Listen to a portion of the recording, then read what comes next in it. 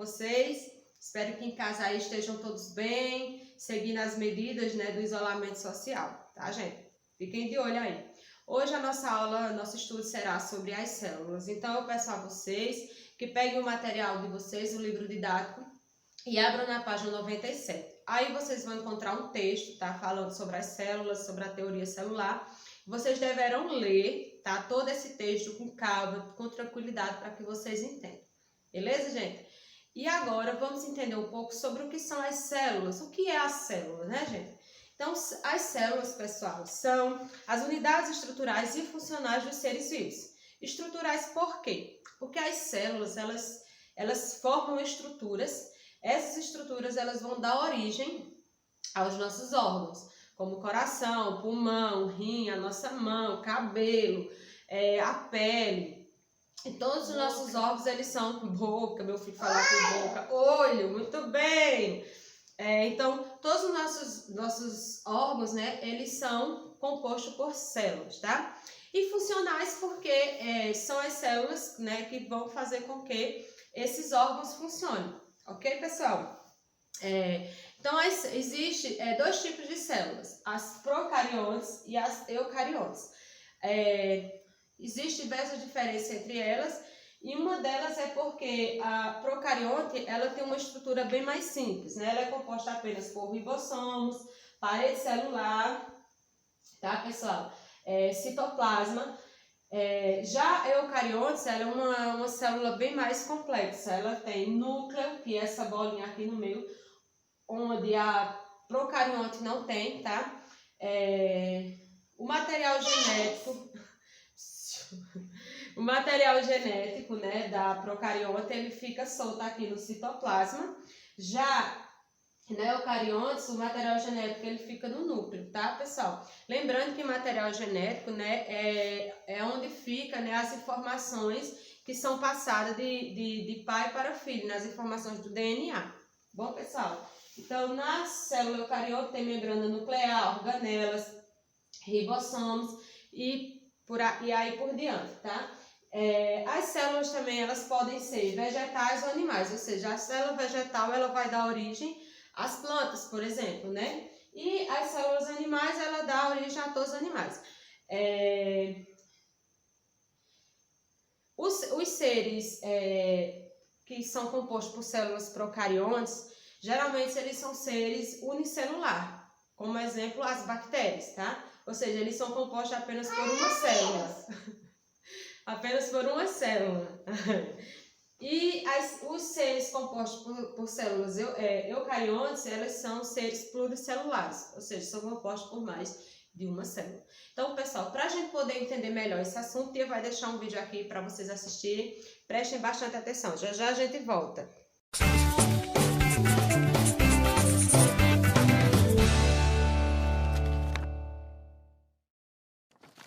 Alô, meus queridos, tudo de boa na Lagoa por aí? Estamos começando mais um Quer que Desenhe? Um programa que é capaz de ensinar qualquer assunto do vestibular por meio de mapas mentais. Duvida? Então assista a esse episódio até o final para tirar a prova. E tem mais, viu? O desenho lindão de hoje já está disponível para download aqui na descrição. É só baixar para ter com você na hora do estudocinho, bebê. Se você já gostou de como trabalhamos por aqui, não esquece de deixar seu like, se inscrever no canal e, claro, ativar o sininho das notificações. Fechou? O tema de hoje é citologia, uma das matérias que é batata de cair nos vestibulares de biologia. Vamos começar entendendo o que é raio que é esse tema de hoje. Pois muito bem, queridíssimo aluno. A citologia nada mais é do que o estudo da celulínea das células. Sem mistério até aqui, né? Bom, acontece que se fosse só isso, era fácil demais, não é verdade?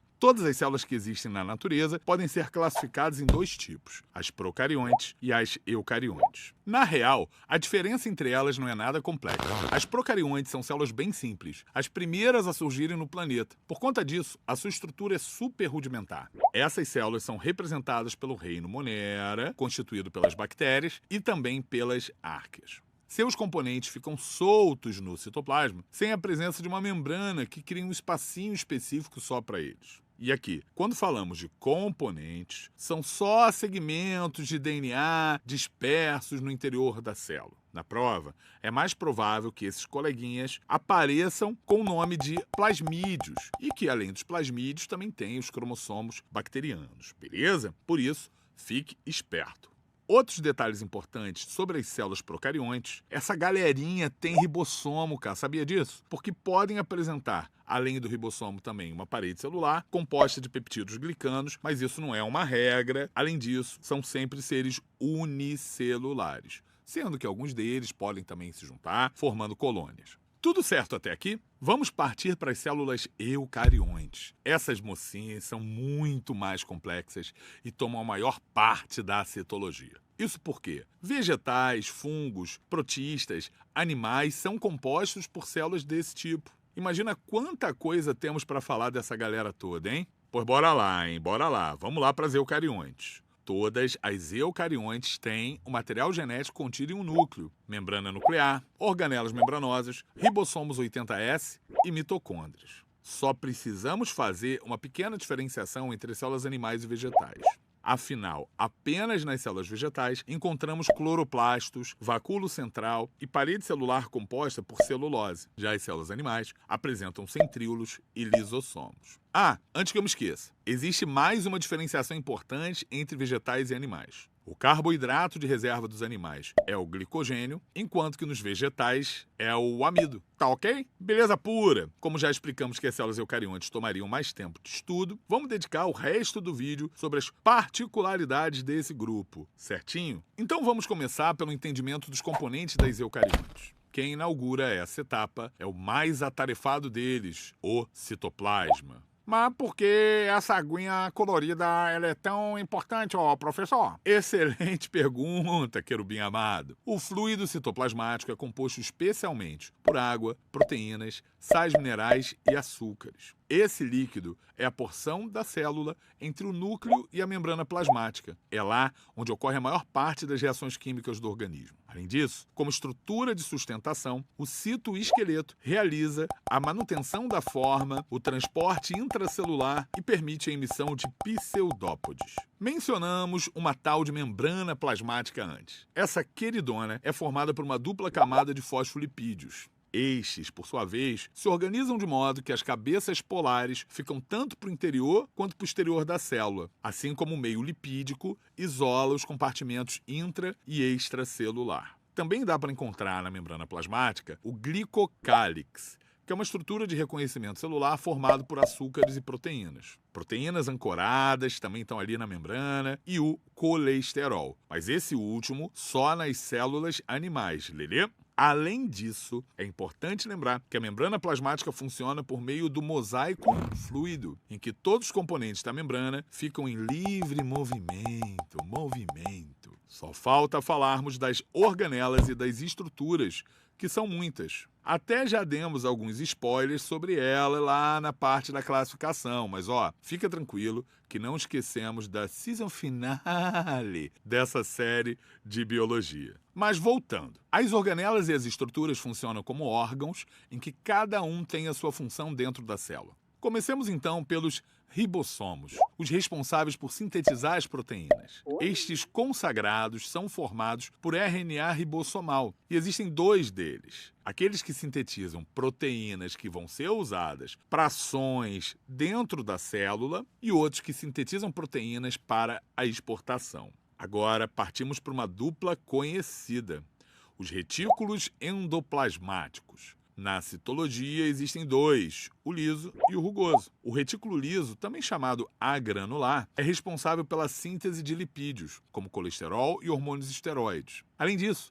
nas células do fígado, o retículo liso é fundamental no papel de detoxificação, destruindo ou modificando de alguma forma substâncias tóxicas, como o álcool. Por fim, também pode ter a função de armazenamento, fato visível nos vegetais, tendo em vista que os vacúolos, bolsas membranosas, derivam desse retículo. Vamos falar então agora da outra parte da dupla, que é o retículo endoplasmático rugoso ou granular. O RER, para os íntimos, é composto por uma série de sacos achatados e a sua membrana é repleta de ribossomos aderidos. Sua principal função no organismo é a síntese de proteínas a serem exportadas ao meio extracelular. Tem a função de armazenamento, transformação, empacotamento e secreção de substâncias recebidas no retículo. Já o complexo Golgiense, ou complexo de Golgi, é formado por bolsas membranosas empilhadas. Tem a função de armazenamento, transformação, empacotamento e secreção de substâncias recebidas do retículo, principalmente para o meio extracelular, tá?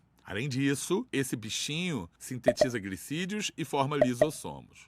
E por falar nos lisossomos, esses rapazes atuam em pH mais ácido que a célula. Também são responsáveis pela digestão intracelular de materiais que adentram a célula. Podem destruir as organelas desgastadas para reciclá-las, autofagia, o nome dessa reciclagem, bem como autólise, em que há a destruição completa da célula. Partimos então para a senhora mitocôndria, a usina energética da célula. Ela produz ATP por meio do processo de respiração celular, beleza? Também apresenta DNA próprio e sempre ele tem herança materna, vem da mamãe. De acordo com a teoria endossimbiótica, mitocôndrias foram seres procariontes primitivos fagocitados por células eucariontes. Assim, passaram a viver em simbiose com essas células numa relação mutualística. Evidências para isso são o DNA circular das mitocôndrias, ribossomos 70S e a presença de uma membrana dupla. Já o cloroplasto tem origem similar à da mitocôndria. Presente em células vegetais, a organela é repleta de clorofila. Isso mesmo, estamos falando de quem? De quem? Da famosa fotossíntese, processo que o cloroplasto realiza muito bem, obrigado. Calma que já tá acabando, viu? Nada de mudar de aba justa agora, fica atento. Os centríolos são responsáveis pela divisão celular animal, auxiliando na movimentação dos cromossomos durante tal divisão. Além disso, formam cílios e flagelos. Por último, e não menos importante, os peroxissomos, que são conhecidos por metabolizarem H2O2, é água oxigenada, porque dentro dessas organelas há a catalase, uma enzima que quebra a água oxigenada em água mais O2. Ufa! Tá vendo como a citologia é super relevante para os seus estudos? Não esqueça de baixar o seu exemplar deste belo mapa mental na sua tela. E se você quiser aprender mais com Descomplica, tem um descontão. O descontão. Um descontão para você se tornar assinante também tá lá na descrição. Espero que vocês tenham curtido o episódio de hoje. Até o próximo. Até mais, gente!